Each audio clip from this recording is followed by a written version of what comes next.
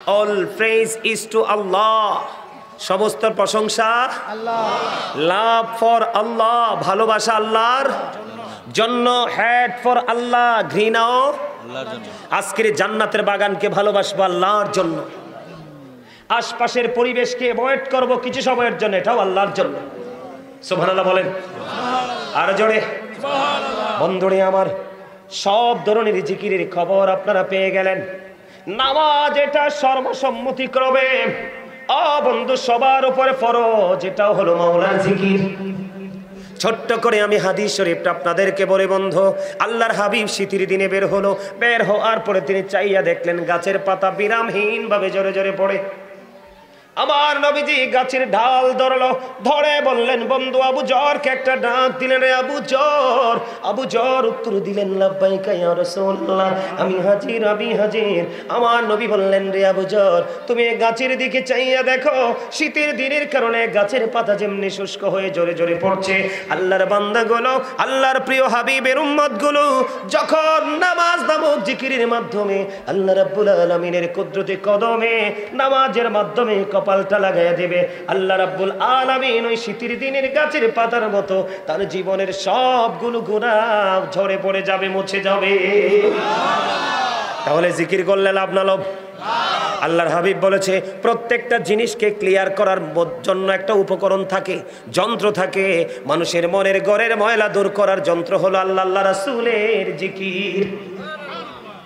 আল্লাহর হাবিব বলে দিয়েছে, তোমরা এমন ভাবে জিকির করো মানুষ দেখলে যেন তোমাদেরকে পাগল বলে। জিকির দুই ভাবে করা যায়, জবান দিয়ে করা যায়, অন্তর দিয়ে করা যায়। আল্লাহর হাবিব জানিয়ে দিয়েছেন, জবান এবং অন্তর দুটো মিলে যে জিকির করা হয়, ওই জিকির হলো সবচেয়ে উত্তম জিকির। এই আমি শুরুতে বলছি, একটা লোক কথা বলতে পারবা না। যদি কথা বলার ইচ্ছা থাকে বাইরে চলে যাবা। তাবারক আছে নি? তাবারক আছে? তাবারক আছে? যার কথা বলার ইচ্ছা এখানে, ভাই এখানে কথা বললো না, এখানে কথা বললে আমি তোমাকে বেয়াদব ছাড়া আর কিছুই বলার থাকবে না। কারণ এটা আমার কথা না, এটা কোরআন এবং হাদিসের কথা। যেই কথাগুলো হচ্ছে, যেটা আল্লাহ রাসূলের কথা, আমার ব্যক্তিগত কোনো কথা, আমার স্বার্থের কোনো কথা। আমি তোমাদেরকে বলবো, যদি ভালো না লাগে তোমরা বাইরে যে আড্ডা দিবা, কথা বলবা, যখন আমি ইয়া নবী সালামু আলাইকা বলবো, বুঝবা যে বিরিয়ানির টাইম হয়েছে, তখন এই ঢুকিয়া পড়বা। কি ভুল কইছি? আপনারা তুমি হাসতেও পারেন না, আমি হার্ট অ্যাটাক করে মরবেন তো। আল্লাহ রাসূল বলেছে, সুস্থ জীবনের জন্য হাসি খুশি থাকার কোনো বিকল্প নেই। আমি মানুষের জীবনে সুস্থতা নিয়ে আলোচনা করলে অনেকগুলো পয়েন্ট আপনাদের সামনে তো উঠে আসবে, কিন্তু এর মধ্যে সুস্থ থাকার মধ্যে গুরুত্বপূর্ণ আরেকটা আল্লাহ রাসূল বলেছেন, হাসি খুশি ফ্রি থাকা। আপনি ভাবলইয়া বসে রয়েছেন কি আপনার বাড়ি আজরাইল চিনে না? আজরাইল আসবেনি? আসবে। আসলে কয়েক লাখ টাকা দিয়ে আজরাইলকে ফেরত দেওয়া যাবে না? যাবে না? ওমা আজরাইল টেয়া নেয় না তো। আজরাইল যদি টাকা দিয়ে ফিরাইতে না পারেন, তাহলে কোন ভাবে বসে রয়েছেন? এত সুন্দর করে দুরূদ পড়তেছে, জিকির করতেছে, মনে হয় যে হামসে বড় কোন হে কিও। এই মিয়া, আপনার সামনে দুরূদ হচ্ছে, জিকির হচ্ছে, আল্লাহর হাবিবের জিকির হচ্ছে, আপনি জবান বন্ধ করে রেখেছেন। হাদিস শরীফের ভাষা অনুযায়ী আপনি হচ্ছেন কৃপণ। আল্লাহ কৃপণকে পছন্দ করেন, আল্লাহ কৃপণতা পছন্দ করে না। এখন আপনি বলবেন, না হুজুর আমি কৃপণ না, তাইলে কি বলবো? অহংকারী। নাইলে আপনি চুপ করেছেন কেন? কতদিন বাঁচবেন, কত সময় বাঁচবেন, এখান থেকে উঠে যেতে পারবেন কিনা, আগামীকালকে বিচরণ করতে পারবেন কিনা, এটার কোনো দলিলই তো আপনার কাছে নাই। তা আপনার প্রাউড ফিল করার কি আছে এখানে? বছর একটা মাহফিল, একটা দিন একটা মাহফিল হয় মানুষের মধ্যে। আমাদের সময় আমি জানেন, আমাদের যখন ছোট ছিলাম, আমরা পড়াশোনা করি, তখন তার এত মাহফিল হইতো না। কয়েক গ্রাম মিলে একটা মাহফিল হইতো। ব্যক্তিগতভাবে আমি খেয়াল করতাম হুজুর বসার চেয়ারটা কোথায় দিছে, ঠিক নাক বরাবর এসে বসতাম সবার আগে। মানে পাগল থাকতাম দুরূদ পড়ার জন্য। এখন এসে বুঝি এই দুরূদেই কত যে নেয়ামত, এই দুরূদ মানুষকে কতটা দামি করতে পারে। এই মিয়া, গল্প শুনেন, প্রেম হৃদয় ধারণ করেন, দেখবেন আপনাকে সুখের স্বর্গে নিয়ে যাবে প্রেম। আপনি যেটা বুঝতেও পারবেন না। আমার জীবনে এই পথে আসার পিছনে কারণ শোনেন। আমি আমাদের ফকিরবাজার হাই স্কুলে ক্লাস 6-এ পড়ি। তখন আমাদের শাহপুর দরবার শরীফে ডক্টর আহমদ পেয়ারা বাগদাদি বাৎসরিক ক্রিয়া অনুষ্ঠানের প্রধান অতিথি ছিলেন।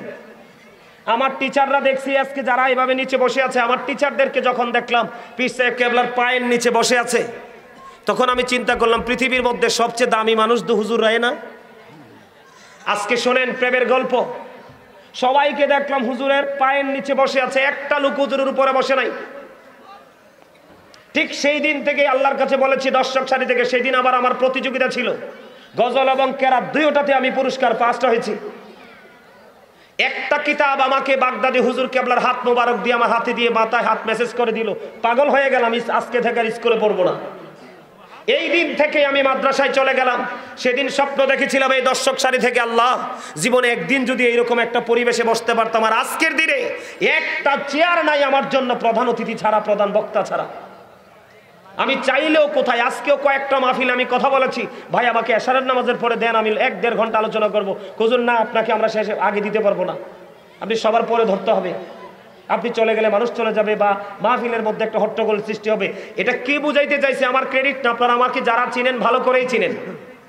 মানে বাস্তবতাটা আপনাদের সামনে তুলে ধরলাম। প্রেম মানুষকে ধীরে ধীরে কতটা উপরে সিঁড়ির দিকে নিয়ে যায়। ভালোবেসে কেউ কলঙ্কিত হয়েছে, লাঞ্ছিত হয়েছে, অপমানিত হয়েছে, অবনতি হয়েছে এমন ইতিহাস নাই। যারা ভালোবাসাকে এনকার করেছে তাদের জীবনটাই ধ্বংস। আপনারাও যারা এখানে এসেছেন, অনেক স্টুডেন্টদেরকে, ইয়াং ম্যানদেরকে আমি দেখতে পাই। ইয়াং ম্যান যারা ভাই তোমরা এখানে বসছো, জীবনটা এই যে যারা আমার দাদাভাই যারা আছে তাদের জীবনের তুলনায় আমাদের জীবনটা একেবারে ছোট। তাদের সুস্থতার তুলনায় আমাদের সুস্থতা নাই বললেই চলে। তাদের যে বডি ফিটনেস সেটার তুলনায় আমরা তাদের কাছে যেতেও পারবো না, তার আগে 100% উইক হয়ে পড়বো। কেন? আমার দিকে তাকান, এটা কেন হয়? এই আমি ওয়াজ কিন্তু মূল আলোচনা যাইতে সময় লাগবে, থাকবেন নি আপনারা? যতক্ষণ থাকি আমি থাকবেন, যতক্ষণ আলোচনা করে থাকবেন। কে কে থাকবেন সোজা করে হাত তুলে দেখান তো।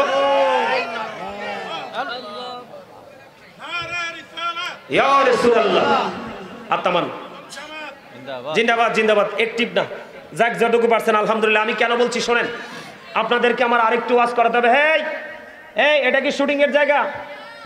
এই জালিমে টানেন তো মেম্বার সাহেব একটা, জানেন জালিমে টানেন। এক যুগের উপরে বিয়ে ছাত্রছাত্রী পিটাইছি। আমার ছাত্র যেটা ছিল এটা 1 সেকেন্ডের জন্য বেয়াদব হইতে পারে নাই। এই জালিমে একটা রাহেন তো হুজুর আইন না আমার কাছে, আমি নাইমা খিচ্ছা আসবো 2-1টা।